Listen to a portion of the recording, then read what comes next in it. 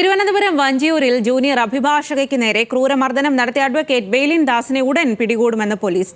സ്ത്രീത്വത്തെ അപമാനിക്കൽ, ദേഹോപദ്രവം ഏൽപ്പിക്കൽ തുടങ്ങിയ വകുപ്പുകൾ ചുമത്തുമെന്നും വലിയതുറ CI അശോക് കുമാർ പറഞ്ഞു.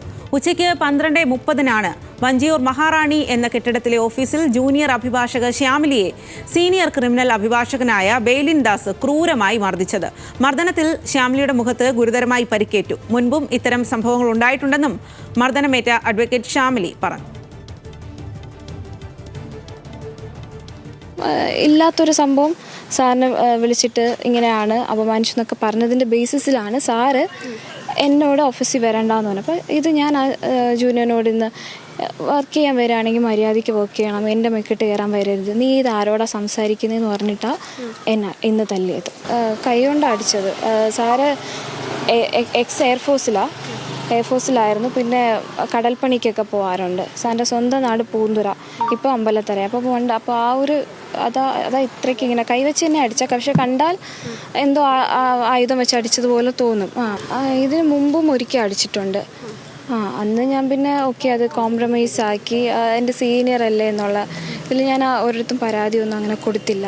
സാറിന് എന്തെങ്കിലും ഞങ്ങളുടെ ഭാഗം എന്തെങ്കിലും ഇത് വന്നാൽ ഞങ്ങളുടെ ഭാഗം ന്യായീകരിച്ച് ഞങ്ങളുടെ ഭാഗം പറയുവാണെങ്കിൽ എനിക്കൊന്നും കേൾക്കണ്ട, എനിക്ക് സംസാരിക്കാൻ താല്പര്യമില്ല എന്ന്. അപ്പോൾ ഞാനും വക്കീലല്ലേ, ഞാൻ പറയുമ്പോൾ ഇല്ല സാറ് എൻ്റെ ഭാഗം കേൾക്കണം.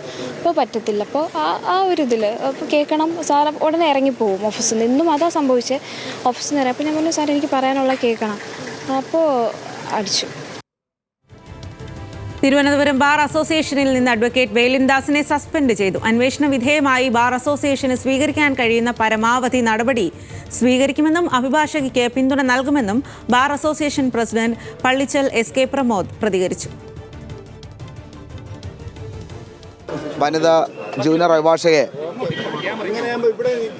മർദ്ദിച്ച അഡ്വക്കേറ്റ് ബെയ്ലിൻ ദാസിനെ ബാർ അസോസിയേഷൻ്റെ അടിയന്തര യോഗം ചേർന്ന് അംഗത്വത്തിൽ നിന്ന് സസ്പെൻഡ് ചെയ്യാൻ തീരുമാനിച്ചിട്ടുണ്ട്. ഇതുമായി ബന്ധപ്പെട്ട് ബാർ അസോസിയേഷൻ എന്ന നിലയിൽ ആവശ്യമായ അന്വേഷണം നടത്തും. ഇതിൽ ഇരയായിട്ടുള്ള വനിതാ ജൂനിയർ അഭിഭാഷകയോടൊപ്പമാണ് തിരുവനന്തപുരത്തെ മുഴുവൻ അഭിഭാഷകരും എന്നുള്ള വിവരം അറിയിക്കുകയാണ്.